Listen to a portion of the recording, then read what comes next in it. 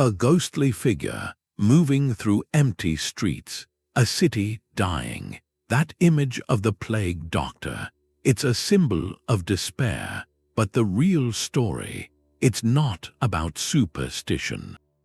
It's about logic. Every piece of that eerie gear, there was a precise medical reason for it. The beak of the mask, it was filled with something, a forgotten science. And the glass over the eyes, there was a reason for that too. The whole costume, it was terrifying, but it was a rational attempt, a desperate one, to fight an enemy you couldn't see. And that tells you something about human ingenuity when you're faced with something you don't understand. That beak mask was their first defense against the air itself. To a doctor back then, the world was full of invisible poison. The idea that explained everything was miasma theory. Illness wasn't caused by tiny creatures you couldn't see, but by a foul, corrupt mist. This bad air was thought to come from swamps, from piles of garbage, from the breath and skin of sick people. And if you look at a medieval city, the logic is painfully clear. Without knowing about germs, what else could explain it? Sickness moved through crowded, dirty neighborhoods faster than clean, open ones. The smell of rot and filth wasn't just unpleasant, it was the literal scent of disease.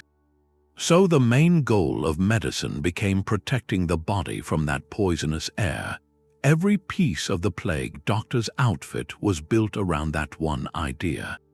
A mobile sanctuary in a world soaked with death. That belief shaped their most famous tool, the mask. It turned a simple face covering into a whole survival apparatus.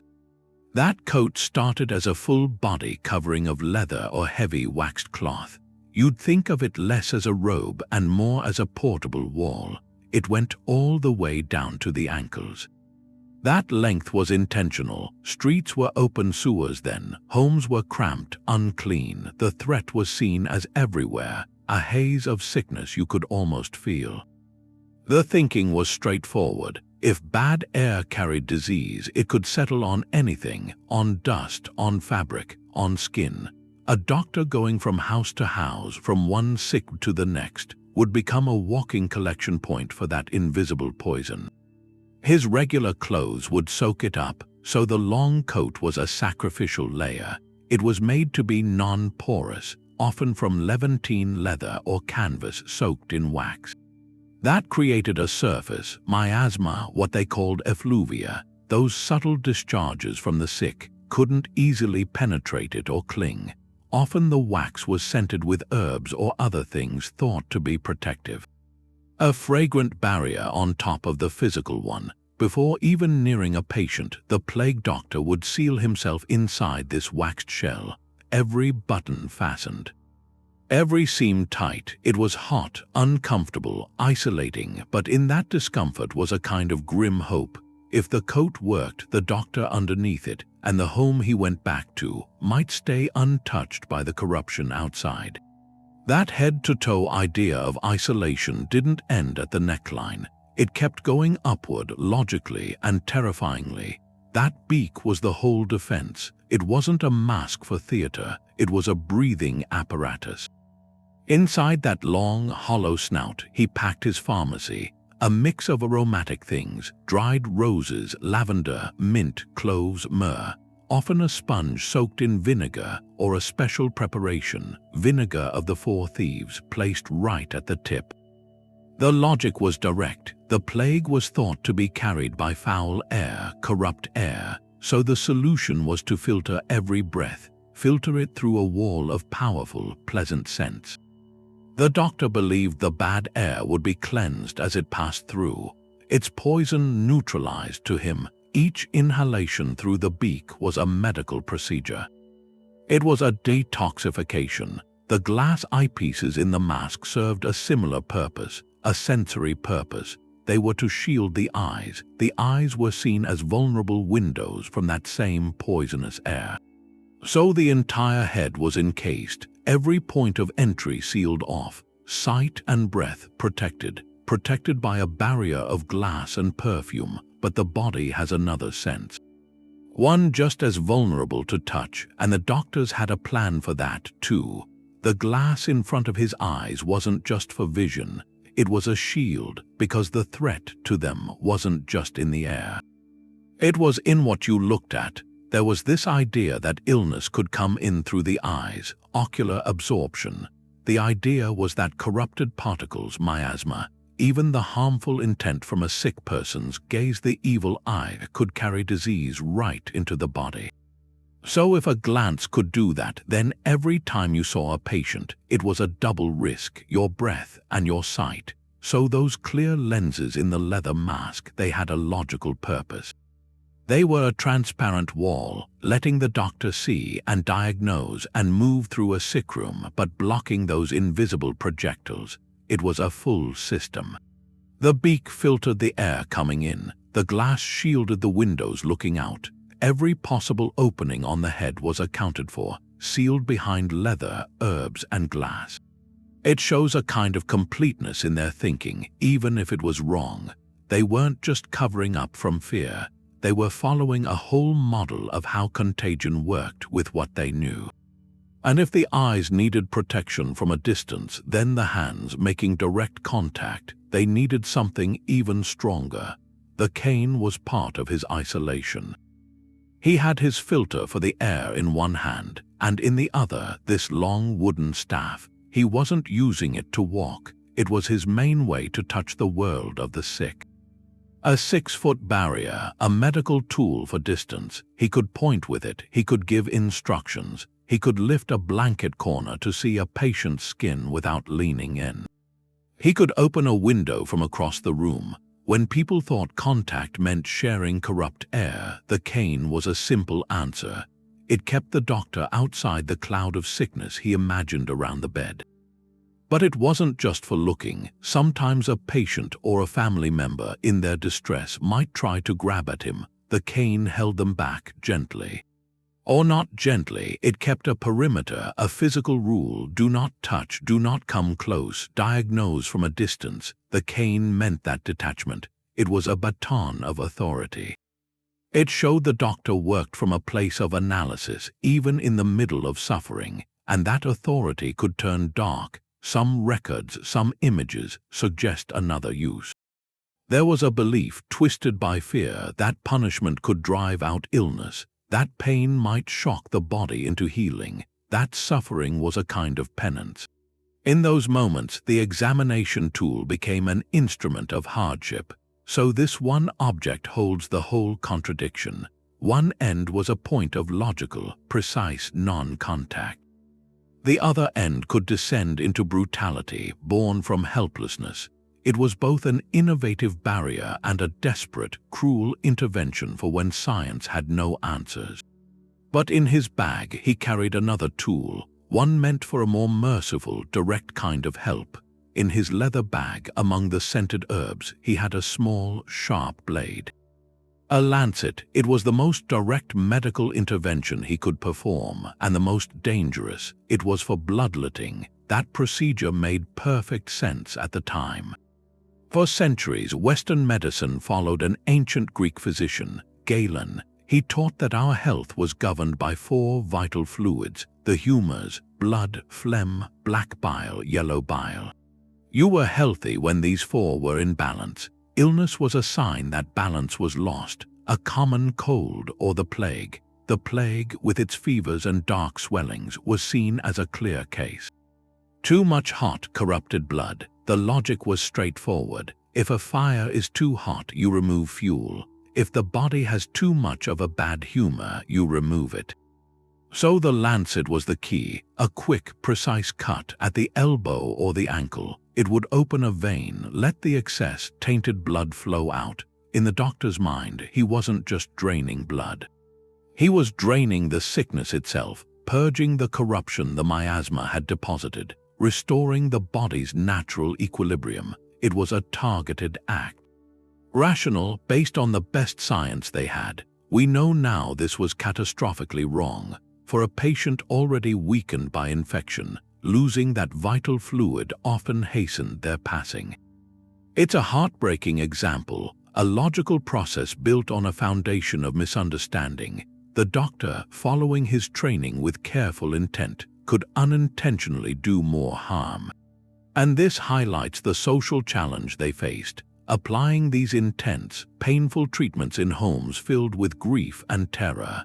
The family watched, hoping for a miracle. The masked figure performed a ritual that seemed more like a punishment than a cure. The plague doctor stood at an intersection, learned theory on one side, raw human suffering on the other, armed with tools that could not possibly work. Yet his presence alone, that figure taking action in a world paralyzed by fear, provided a fragile kind of order. And sometimes, in the absence of a real cure, the performance of care was all that was left. But there was a person under all that, someone who had to go into houses everyone else was running from, who had to keep things together when everything was coming apart. And the costume had another purpose, just as deliberate as the medical one. It was armor for the mind. The plague doctor was meant to look frightening, and that fear wasn't an accident, it was useful. In a city ruled by panic, where the old rules didn't apply anymore, you couldn't just have a regular person telling you to stay inside. You needed something else, someone you couldn't recognize or relate to or scare. The mask erased the individual completely. People didn't see a man they might know, a man with his own family, someone they could bargain with or plead to. They saw a thing, a symbol. The long coat and the beak created this sense of detached, almost alien authority. This figure didn't discuss, it examined. It pointed with its cane, it gave commands. Its voice, filtered through the mask and the herbs, would have sounded far away, not quite human. And in all that chaos, that inhuman quality became a kind of comfort. It was a fixed point, a sign that the city was still fighting, that someone was taking charge of the nightmare, that let the doctor do things a normal person never could. He could inspect the dead, oversee moving bodies to the pits, mark the doors of the infected, all without the burden of anyone knowing who he was. The costume made him a barrier. Not just between sickness and health, but between private suffering and the desperate need for some public order. He became the city's will to survive, walking through its worst moments. That put him right at the heart of the epidemic's grim machinery, a solitary figure moving between the living and the dead, his authority built out of the very fear he created. His most solemn responsibility was to serve as the city's final witness. When the illness was over, the plague doctor would come back. He was there to confirm what the family already knew. But it wasn't just a formality. In the panic of an epidemic, the line between life and death became a matter of public record.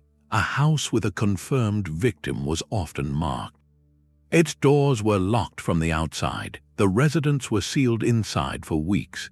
That quarantine was meant to stop the sickness from wandering, and that created a powerful incentive for dishonesty. A desperate family might try to hide a passing. They'd try to avoid being trapped with their loss, so the doctor's examination was a check against that. Against that fear-driven fraud, he had to see for himself. He had to touch with his cane or a gloved hand to feel for warmth, for any sign of breath. It was a moment of immense intimacy and profound distance all at once. He stood in a room thick with grief, encased in leather and perfume, performing a cold, bureaucratic duty. His suit in that moment was more than protection. It was a uniform of authority. It allowed him to do the unthinkable, to turn personal tragedy into a line in a ledger. And once he made his mark, the process moved. It moved with a terrible, efficient logic. The body had to be removed, and quickly. In the medical understanding of the time, a resting place wasn't just a sad necessity. It was an active source of poison. The theory of miasma held that decay itself generated the bad air that spread disease, so a body left in a home was seen as a ticking bomb, filling the rooms with invisible corruption. The plague doctor, having certified the death, would often oversee the collection. Men known as body carriers would arrive. Sometimes convicts forced into the work. They would take the remains to a waiting cart. The doctor's presence, that unmoving, bird-like figure, legitimized this brutal chore. He turned a shocking, traumatic event into a step in a public health procedure. His very appearance signaled that this wasn't mere violence or disrespect.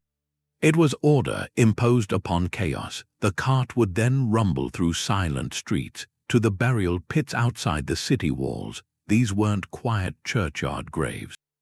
They were large, open trenches. The doctor might be present there, too, at the edge of the charnel ground, ensuring the remains were covered with lime and earth as swiftly as possible. His equipment was his permit to stand in that landscape. The waxed coat shielded him from the imagined haze of decay. The mask filtered the stench he believed was lethal. The cane kept him from stumbling into the pit. In performing this grim duty, he was completing the circle of his logic. He had tried to protect the living from the sick. Now he was protecting the living from the consequences of the illness's final act.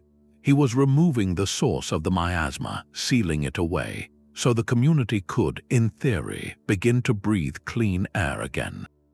It was a horrific task, but in his mind and in the city's desperate hope, it was a necessary one. It forces a haunting question. What kind of person volunteered for this?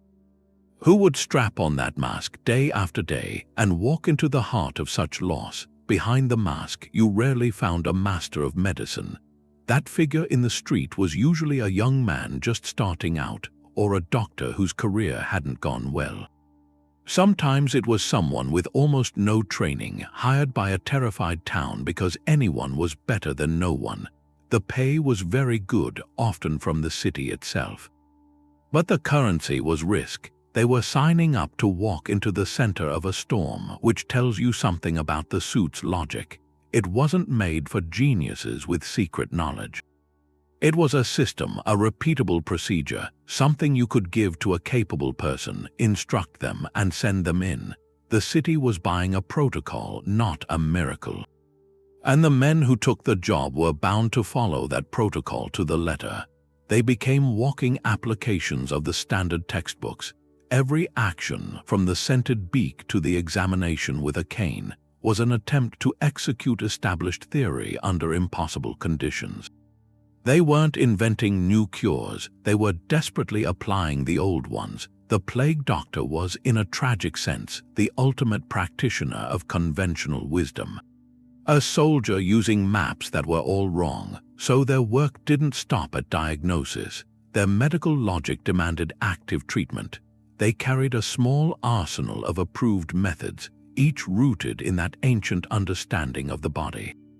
Beyond the lancet for bloodletting, they might prescribe strong purges.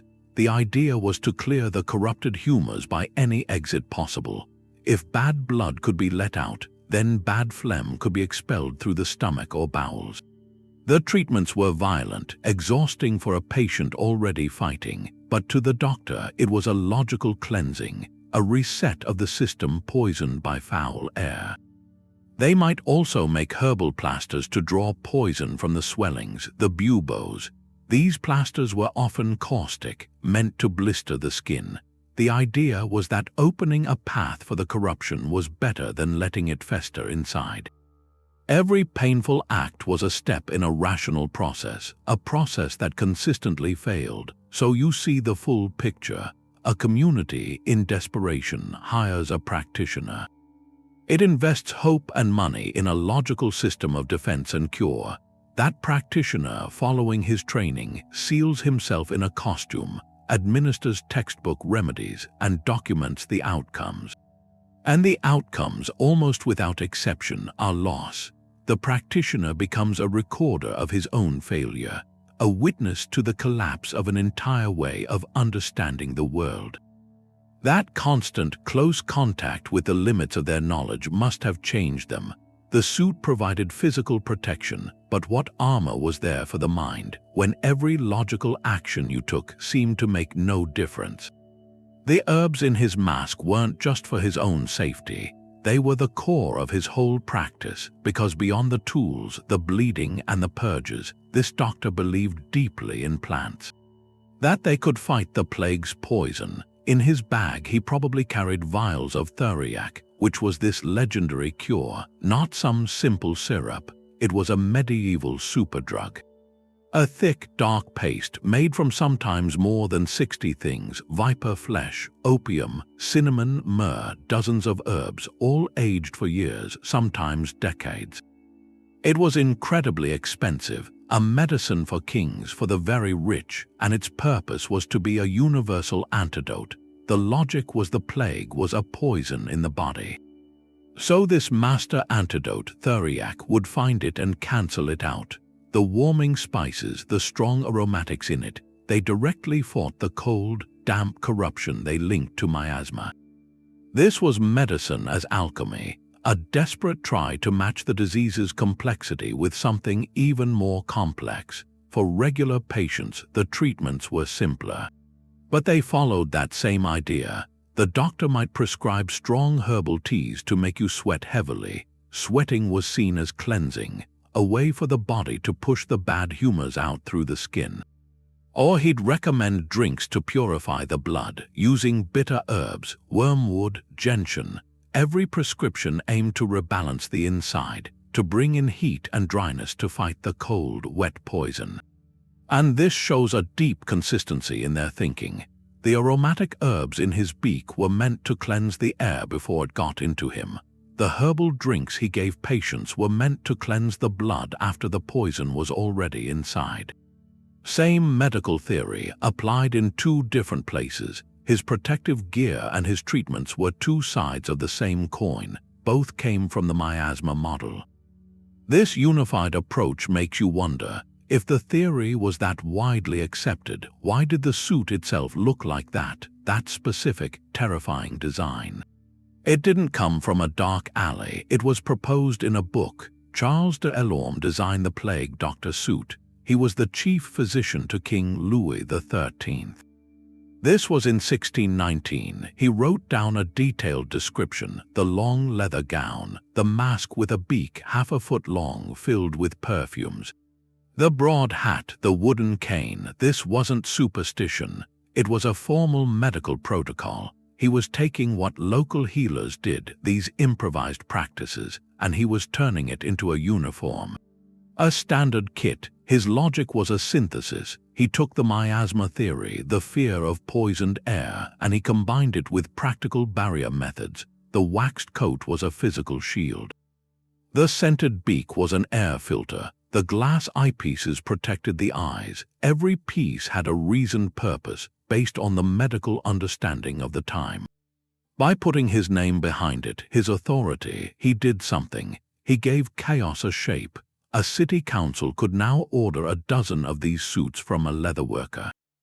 They could hire people and say, "Here is the procedure, follow it." This was an early attempt to standardize protective equipment for a pandemic. The goal was consistency. Repeatability, a clear chain of defense based on the best available knowledge. His design spread across Europe, not as a folktale, but as a published, authoritative recommendation. It became the textbook answer. So those images we see from hundreds of years ago, they're not random horror. They're a failed masterpiece of early public health logic. Written by a king's own doctor, and that leads to a final thought. If this was the pinnacle of their medical science crafted by their brightest minds, what did it feel like to wear it? To be inside that prescribed armor, walking into a silent house, knowing every piece of your equipment was the absolute best your civilization could offer. The beak was a portable pharmacy. Everything in it was chosen with intention. Each dried flower, each crushed herb was like a soldier in a war against an invisible enemy. To understand it, you have to see the world as they did, where the physical and the symbolic were woven together. They followed something called the Doctrine of Signatures.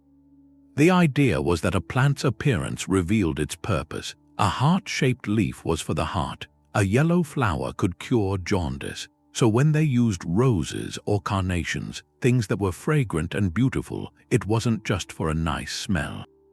These were cordials. They were thought to strengthen the heart and the spirit, to guard against the corrupting influence of foul air. They were fighting poison with beauty. Then you had the heavy hitters, lavender and mint. We know now these have mild antiseptic properties. Back then, their sharp, clean scent was seen as a weapon. It was believed to cut through the thick, sickly haze of miasma, to purify the air before it ever reached the doctor's lungs. It was an early attempt at an air sanitizer, using aroma as a cleansing force, but some ingredients were chosen for their power to preserve: cloves and myrrh, strong spices and resins used for centuries to embalm, to prevent decay. The logic was, if they could keep a resting place from spoiling, then surely they could protect a living body from the same corruption. They were the ultimate preservatives. A fragrant barrier against dissolution, and at the very tip of the beak, often soaked into a sponge, was the final ingredient, vinegar. This was the chemical warrior. It was believed to be a potent disinfectant, capable of cutting through and neutralizing the thickest, most pestilential air. There was a legendary concoction called the vinegar of the Four Thieves, said to protect grave robbers during outbreaks. That was a variant of this idea. The acid was thought to shatter the poison on contact, so the beak's filling was a layered defense. First, the cloth and herbs filtered dust and particulates. Then, the acids and the sharp aromatics attacked the imagined poison chemically. And finally, the sweet cordials worked on the doctor's own spirit, guarding against melancholy. Because in that era, a downcast mind was itself a vulnerability, a state that left you open to disease. This wasn't a random bundle of potpourri. It was a sophisticated application of everything they knew. About herbs, about chemistry, about the human condition. It was pharmacognosy in action, a complete theory of protection distilled into a leather mask. And while the science was wrong, the meticulousness of the design shows something. They were trying to solve the puzzle with every tool they believed they had. The wide-brimmed hat was the last piece. It finished the seal. It wasn't just about fashion. You had the long waxed coat covering the body. You had the mask encasing the head. But the top of the head, the neck, the shoulders, these were still open, vulnerable. A broad leather brim acted like a canopy. It would shield against things falling. Droplets from rain, which people believed carried the sickness down from the air, or from other things in a sick room. It was a simple barrier, an extension of the coat's idea, but upward. But the hat meant more than that, much more. In that time, before uniforms, clothing was your identity. A scholar had his cap, a judge had his robe. The plague doctor's hat was his signature. It marked him instantly. You could see it from a distance in a crowded, panicked street. And that was crucial, because he wasn't the only one wearing a mask among the sick. There were the body carriers, the men who cleaned the houses. Often they were convicts or the desperately poor, forced into the work. They might have rags over their faces. They were figures of fear, of misfortune. The plague doctor had to be different, visually distinct. He wasn't a laborer handling remains. He was an agent of the city. A practitioner of an art. The hat, especially when it was black, reinforced that authority. Black was the color of dignity, of serious office, and of mourning. It communicated his purpose without a word. When people saw that silhouette, the broad dark hat above the beaked mask, they knew this was the doctor, the one with the official permit.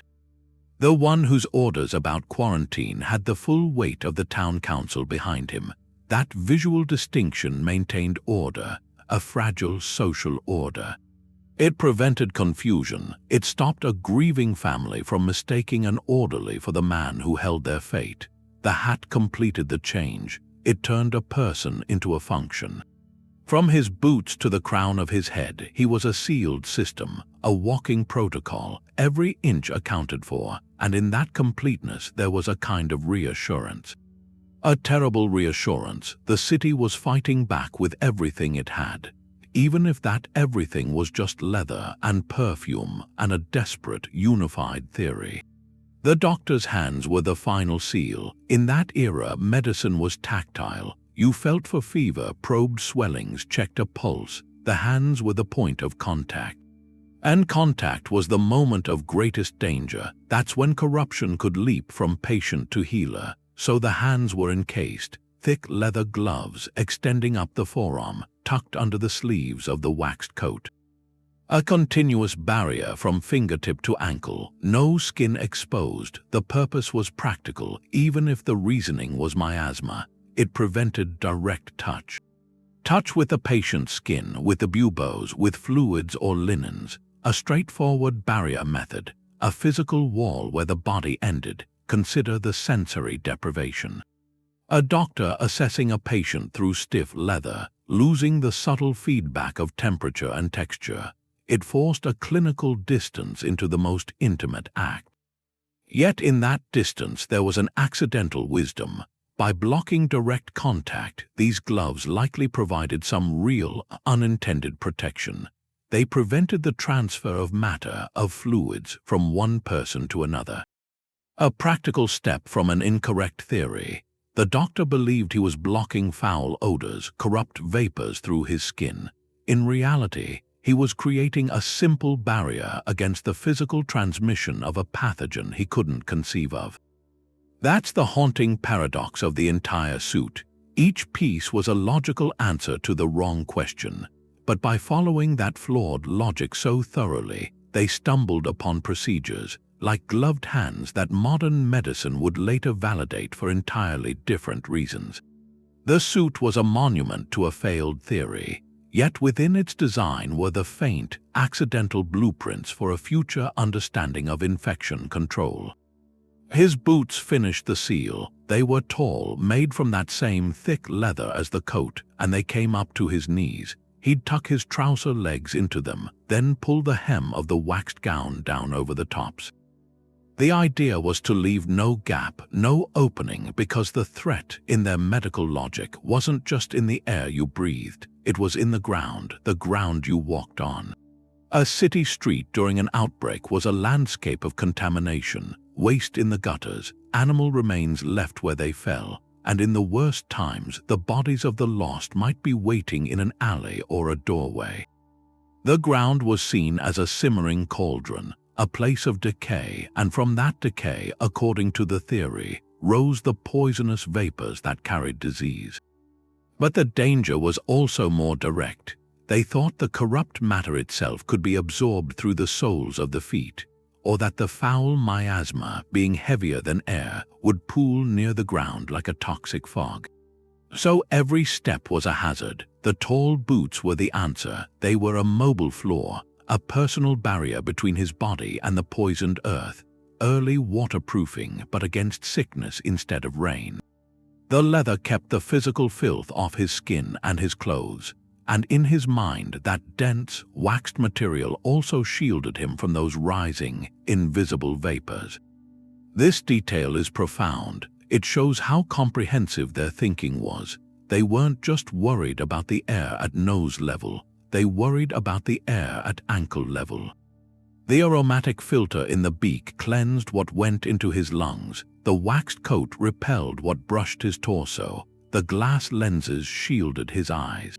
And the boots insulated him from the ground itself. From the top of his broad hat to the soles of his feet, he was encased, a walking, self-contained environment. A bubble of perceived safety in a world they believed was saturated with death.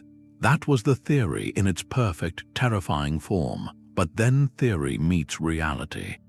In the streets, in the cramped, dark rooms of the sick, so you have to ask what happened when this sealed figure entered an actual plague house. The logic was airtight.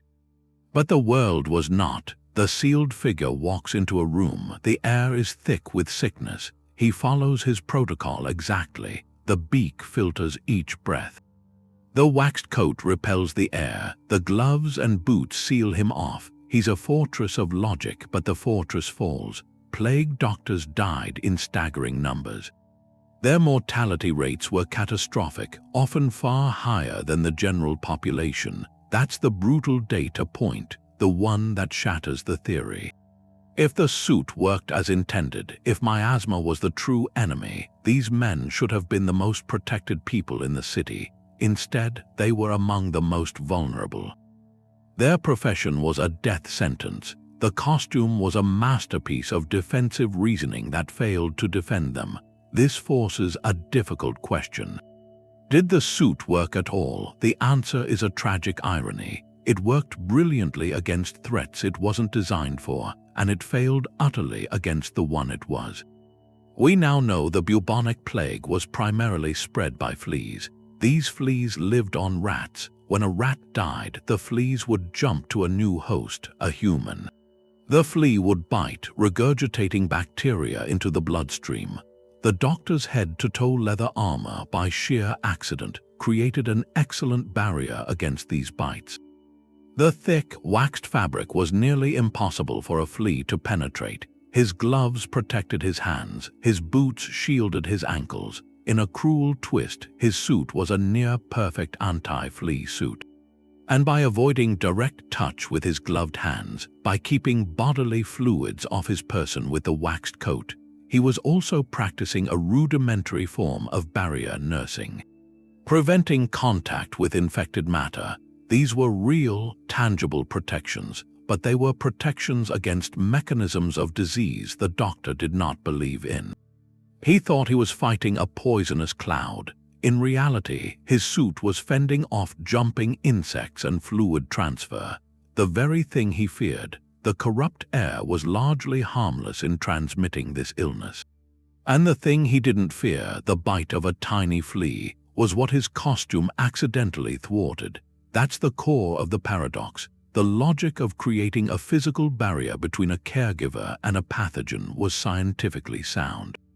It's the bedrock of modern infection control. The error was in the target. They built an elaborate, reasoned defense against a ghost, while the real enemy slipped through a crack in their understanding. The suit stands as a monument to this phase of scientific progress. It shows how brilliant deduction, meticulous design, and courageous application can still lead to catastrophe when the foundational premise is wrong. They had all the pieces: isolation, filtration, barrier methods, but they were trying to solve the wrong picture. Their failure wasn't a lack of intelligence or effort. It was a lack of fundamental knowledge, and in that gap between theory and reality, between intention and outcome, walked the plague doctor, a symbol of both human ingenuity and its tragic limits. His story asks a quiet question. What seemingly logical defenses do we cling to today that future generations will look back on with the same heartbreaking clarity? While the doctor in his leather suit made his rounds alone, the rest of Europe was just trying to survive the same terror, but they did it in different ways. His method was one of them. Some communities saw the plague as a punishment from God, so you had these groups of flagellants. They'd travel from town to town, whipping themselves in public. A ritual of mass penance. The idea was that this collective suffering could appease God, that it could lift the curse. It was a theology of pain, a direct contrast to the doctor's clinical approach. Then you had darker reactions, fear and misinformation twisting into violence. Rumors would start that a minority group was poisoning the wells or using dark magic to cause the illness. These accusations had no basis, but they could lead to terrible persecution. This came from a need to find a simple cause, a human cause for something incomprehensible. It was about assigning blame, not understanding disease. And then there were the public health measures. These mirrored the doctor's logic, but for a whole city. Fumigators were hired. They'd walk the streets burning piles of aromatic wood, juniper, pine, or sprinkling the roads with strong vinegar. This was the communal version of the plague doctor's scented Beak. The whole town became the patient. The smoke was the medicine, an attempt to purify the very air people breathed. They'd light bonfires of sulfur in public squares. That acrid smoke was supposed to scorch the corruption from the atmosphere. So you can compare these. The flagellant sought salvation through shared suffering. The mob looked for a villain to destroy. The fumigator treated the environment, but the plague doctor did something different. He applied a personal protocol. A portable, systematic method for individual bodies. His suit wasn't about theology. It wasn't about a scapegoat. It was the physical form of institutional medicine. Academic medicine trying to assert rational control. He came from a tradition that looked to ancient texts, to Galen, to Hippocrates for answers, while others prayed or pointed fingers. He diagnosed. He prescribed, he recorded. He was following a procedure, and that places his figure in a clear light. He wasn't some outlier of superstition. He was the mainstream of learned science walking into the storm. His approach, with all its flaws, was an attempt at a reasoned intervention. In a world drowning in panic, it stood apart because it claimed the authority of observation. Of method, even though the method was wrong. In all that chaos, the suit was a statement. It said, we are fighting this with knowledge, not just with fear. The tragedy is the knowledge was a map, but it was a map to the wrong place. The silhouette didn't disappear after the last outbreak, it just changed. The plague doctor outlived the plague. It left the history books and entered our stories. Its path from a medical tool to a cultural icon. That's a story about fear shaping memory. About how one image can hold the weight of an entire era's trauma. Long after the streets were cleaned, after the burial pits were covered, the beaked mask found a new role. It became a universal symbol. In the paintings and engravings of the 18th and 19th centuries, the figure doesn't appear as a healer. It appears as death itself. It wasn't a man following a procedure anymore. It was the plague incarnate. Artists used that shape, that instantly recognizable shape, to evoke mortality. To evoke inevitable loss, the faceless, impersonal nature of epidemic disaster. The logic was visual. The costume's original purpose was to create a terrifying, authoritative barrier. And it succeeded too well. The public never forgot the fear it caused. So when writers and playwrights needed a character for pestilence, they didn't invent a new monster.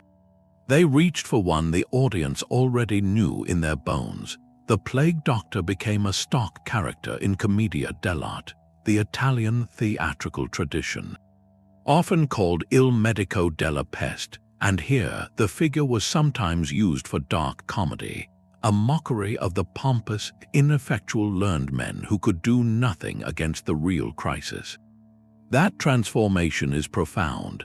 A suit designed to project clinical authority became a costume for satire, highlighting the very futility it was meant to overcome. This evolution speaks to the deep psychological scar. The image was so powerful, so saturated with the collective memory of helplessness, that it could be deployed with just a few cues. The long coat, the cane, the blank glass eyes, these elements became a shorthand. A storyteller could introduce this figure and immediately establish a mood.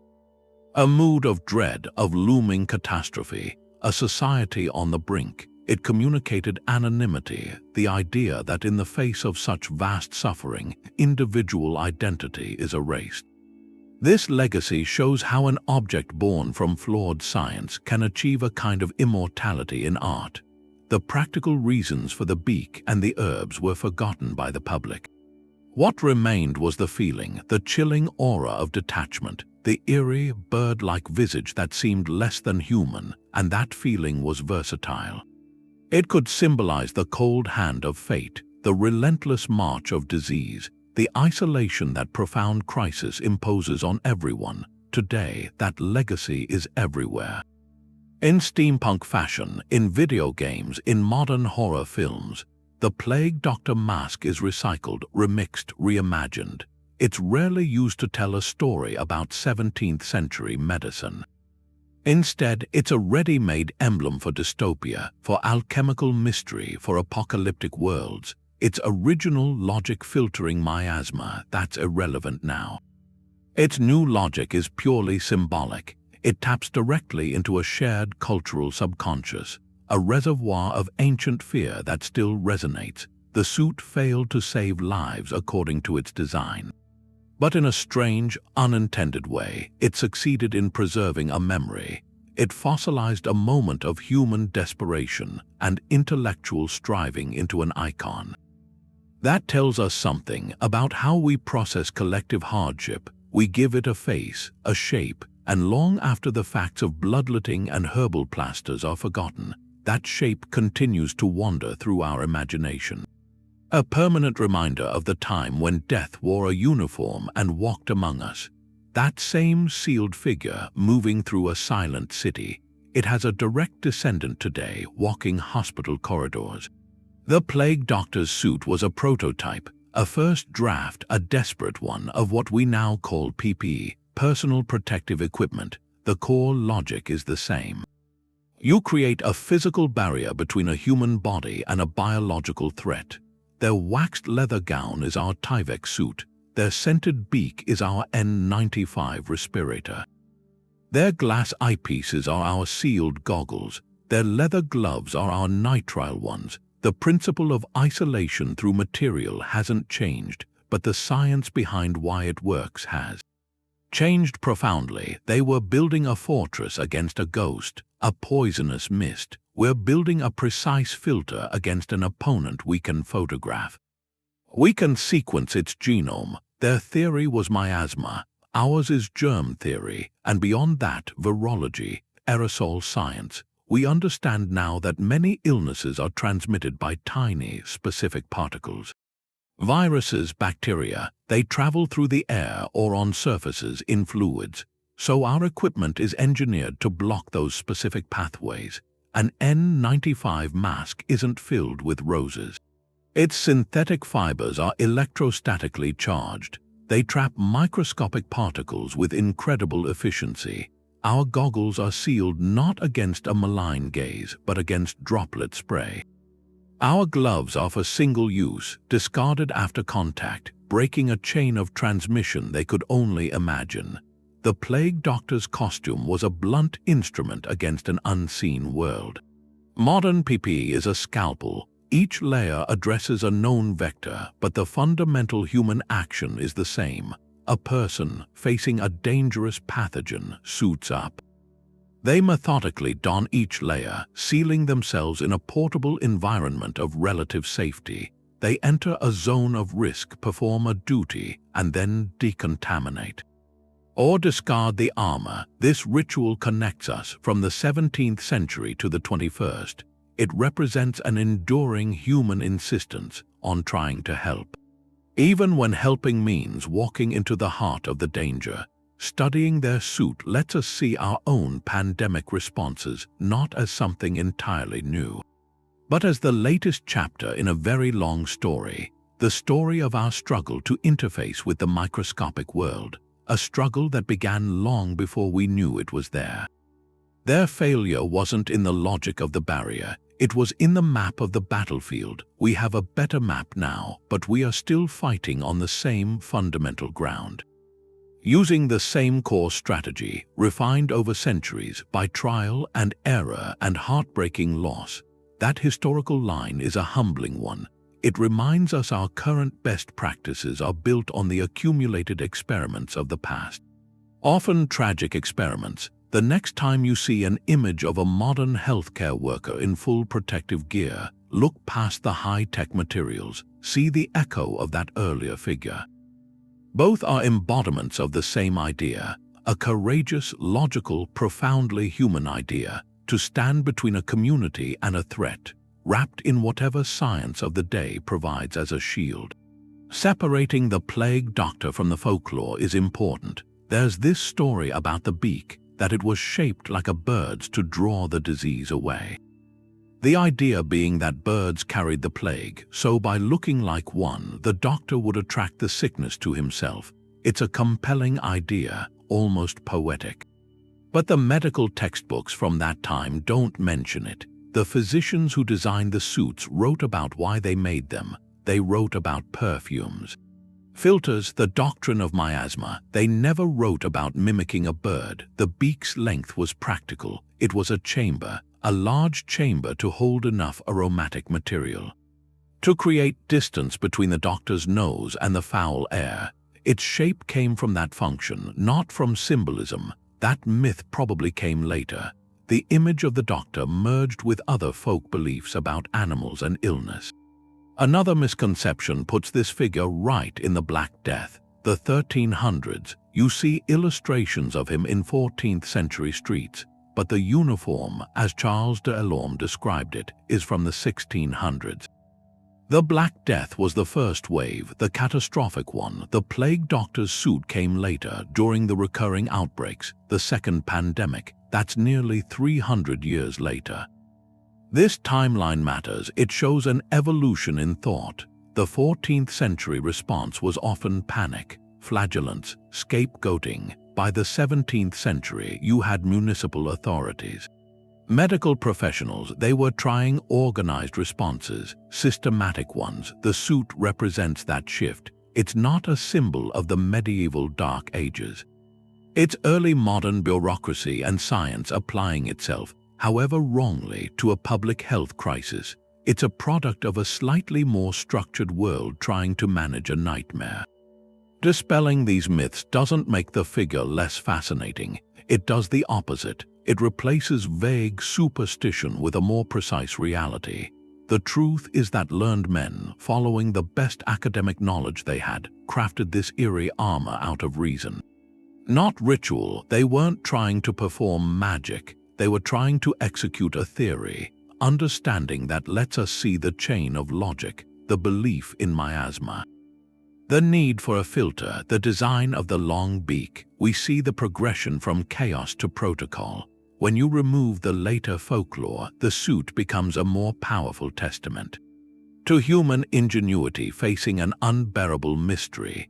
It becomes not a costume of superstition, but a uniform of failed science, and that's a far more compelling story. It asks us to look at our own era's logical defenses, our own trusted protocols, and to wonder what future generations might see with clearer eyes. That uniform wasn't something you could just buy. Every part of it had a cost, and that cost decided who wore it and how. It started with the leather. Good leather like goatskin or waxed leather from the Levant that wasn't cheap. It needed to be tanned and treated by someone who knew how to make it thick and resistant to water. The glass for the eyepieces that had to be ground and fitted by a glazier. The long cane, the wide hat, the heavy boots, each one came from a different craftsman made to order. And then the herbs. What went into the beak wasn't just kitchen spices. These were expensive things brought in from an apothecary. Dried roses, cloves, myrrh, storax. They were luxuries sold by weight like something precious. Mixing them into a paste or keeping the mask sponge supplied, that was a constant expense. This wasn't gear you could put together from what you had at home. It was a professional kit made from specialized parts. So who paid for it? Often the city did. A town council, wanting to show it was doing something, would set aside money. They'd have the suit made by local craftsmen as part of hiring a plague doctor. That process, the act of buying it, tells you something. It takes a medical idea and makes it align in a city's budget.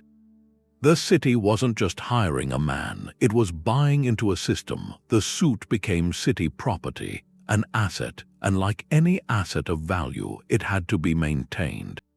After a terrible day in the infected areas, the doctor wouldn't throw the waxed coat away. He'd clean it carefully, maybe re-wax it, put new herbs in the beak. The suit was made to be used again because it had to be. The cost required it. That economic fact shaped the doctor's role. He wasn't a freelance healer with his own tools. He was a city officer given a uniform. The suit meant he had authority because the city's money was behind it. That frightening look was partly paid for with public funds. This connection to city resources also explains where you'd find the suit. You wouldn't see a fully equipped plague doctor in a poor village. That elaborate costume belonged to towns and cities, places with enough pooled wealth to pay for such a specific defense. It was a luxury of an organized, taxed society in a crisis. So the plague doctor sits where science, civic duty, and money meet. The medical theory went through the practical filter of cost. A town might completely believe in bad air, but if its treasury was empty, its defense was still just rags over faces and prayers. The iconic suit is where belief ran into the ability to act on it. It shows that fighting something you can't see has always needed things you can see, and that the steps taken, even if they were wrong, follow the money as much as they follow the idea. The leather suit was a barrier against disease, but it was also a curtain between people. Inside that sealed costume, the doctor held a power that was almost absolute. He could decide who was sick. He could mark a door with a cross. That meant a mandatory quarantine for weeks. He could order the removal of a loved one. With a gesture of his cane, he could separate a family, parents from children, the well from the ill. That was the ethical weight of the uniform. The medical logic of isolation created a social reality of hardship. The doctor's duty to protect the many came at a direct cost to the few. Every house call was a balance between care and control, between healing and enforcing a desperate public order. How did the person inside navigate that? The record shows a spectrum, from quiet heroism to blatant corruption. Some plague doctors are remembered for their steadfastness. They stayed in infected cities when others fled. They visited the poorest homes. Their pay was fixed. The risk was immense. They used their authority to ensure the sick had food delivered. That the quarantined were not forgotten. For these individuals, the suit was a shield. It let them serve where others would not dare. The anonymity protected their own families from stigma. But it also let them act with a clinical detachment, the detachment necessary to do the terrible work. They became vessels for duty, their personal fears locked away behind glass and perfumed leather. Yet that same anonymity had a dark twin. The mask erased identity, and for some it erased accountability. There are accounts, complaints to town councils. Doctors accused of fraud. They might take bribes to falsely certify a house as clean, letting the wealthy escape quarantine, or they might extort a grieving family, demanding payment before signing a death certificate. The most damning accusation was abandonment. A doctor, terrified by the rising death toll, might simply stop making his rounds. He would collect his salary from the city but never don the suit, leaving the sick to face their fate alone. In these cases, the costume's purpose inverted. Designed to protect the wearer so he could help, it instead protected the wearer so he could hide. It enabled a cowardice or greed that would have been impossible if his face, his name, were known. This duality forces a question. Did the uniform reveal character or conceal it? Perhaps it did both. In the crucible of the epidemic, the pressures were unbearable.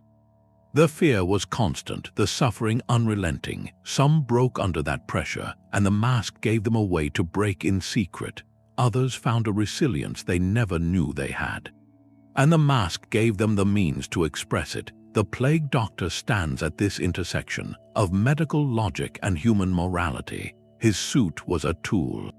And like any tool, its moral value depended on the hands that held it. An instrument of compassionate sacrifice or of cold exploitation. This isn't just a historical footnote.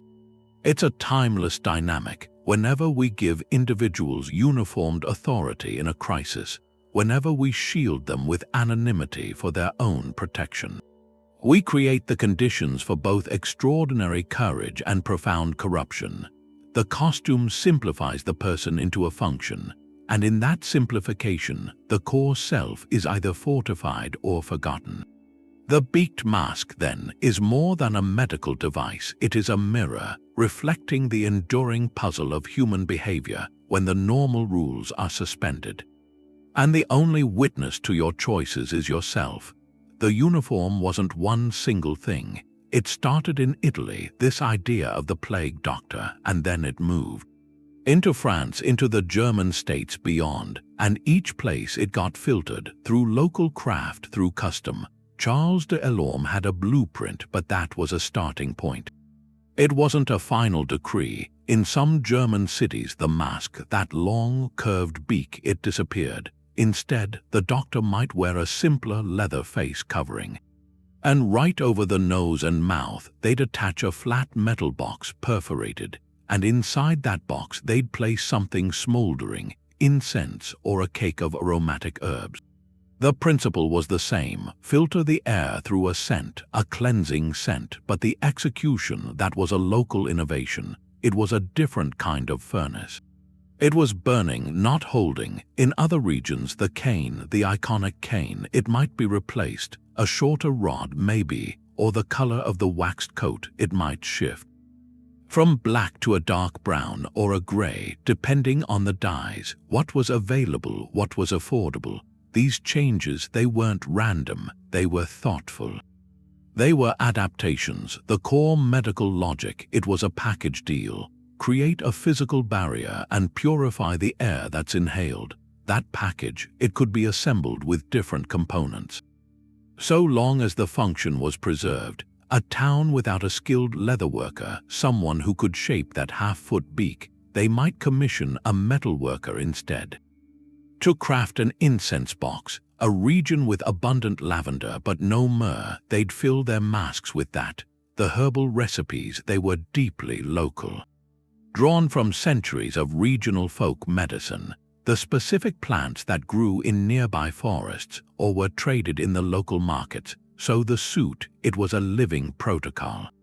A set of instructions that interacted with the real world. Materials, skills, traditions. A medical idea on a page, meeting the practical reality of a German workshop. Or an English apothecary's shelf. The result was a family of related designs, all recognizable as plague doctor gear, but with distinct fingerprints. Regional fingerprints, and this process, this adaptation and localization, it's not just a historical curiosity, it mirrors how public health guidance works.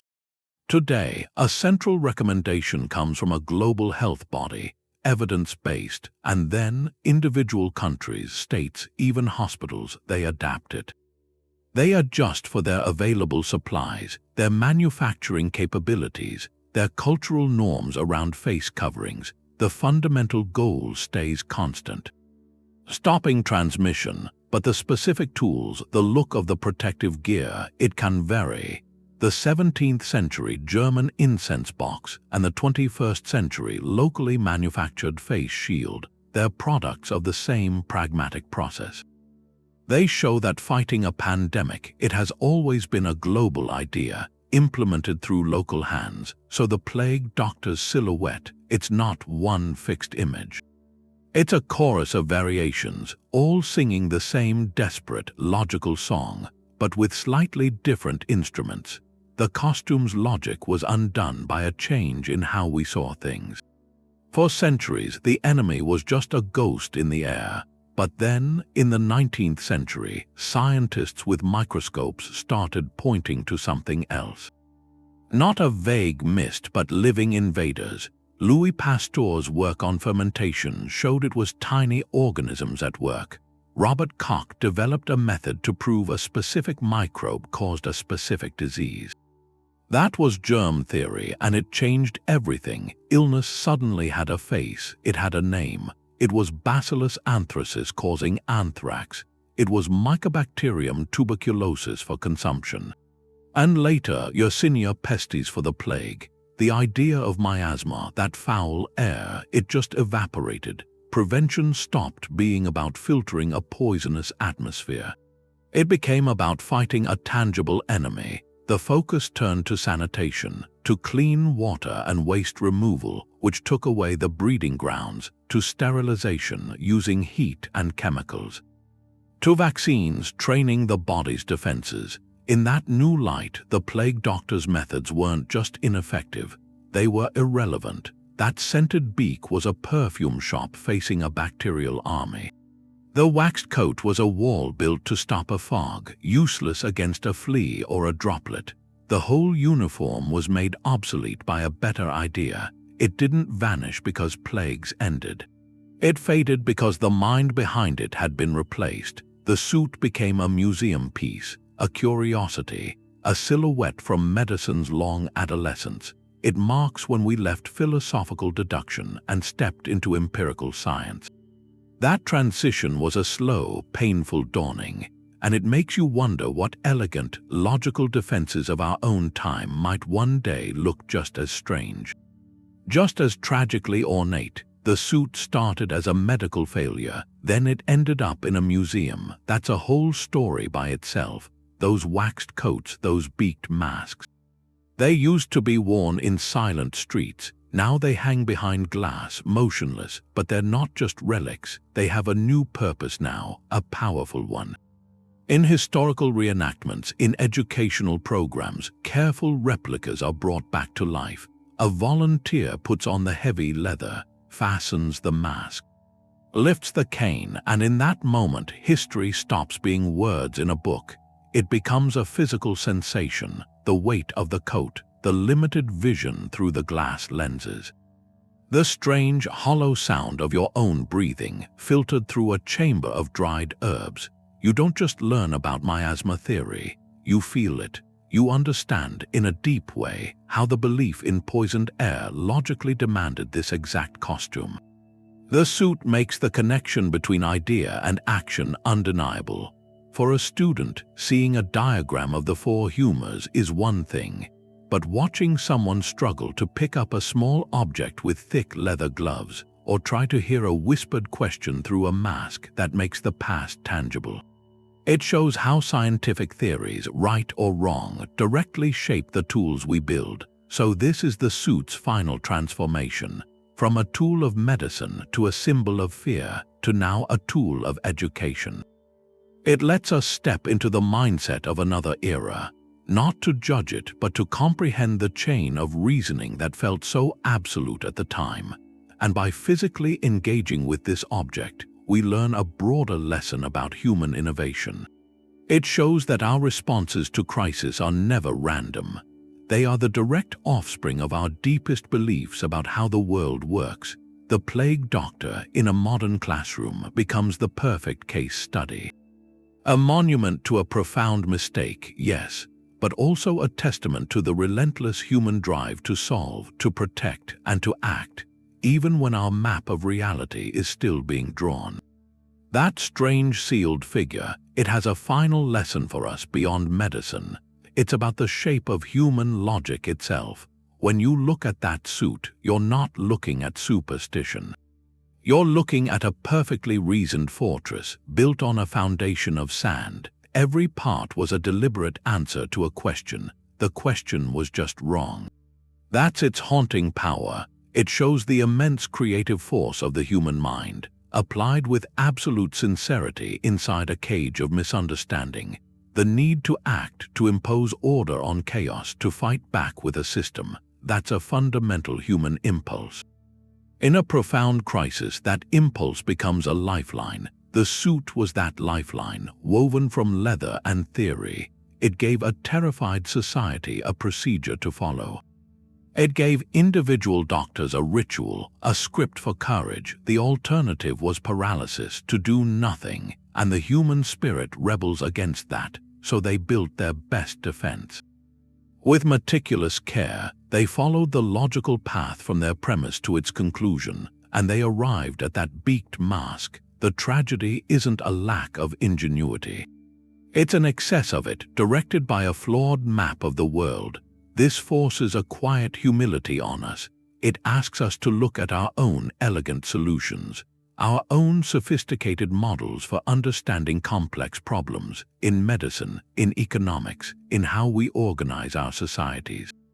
We build our own suits based on the best maps we have today, and we wear them with the same certainty. The plague doctor's legacy is a mirror. It shows that intellectual courage isn't about being right. It's about the willingness to suit up, to walk into the unknown with the tools you have, while knowing somewhere deep down that the tools might be insufficient. That the map might have blank spaces. Those men and women beneath the waxed leather were pioneers. They were testing a hypothesis on the front lines of a catastrophe. Their hypothesis failed, but the act of testing it, of systematically trying to interface with a terrifying unknown, that act itself was a form of progress. It was a data point, a tragic, costly data point that helped future generations redraw the map.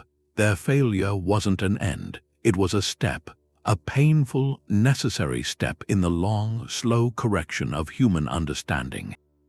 We stand on a mountain of such corrected steps, so we shouldn't look back with condescension. We should look back with a sober respect. They faced the abyss.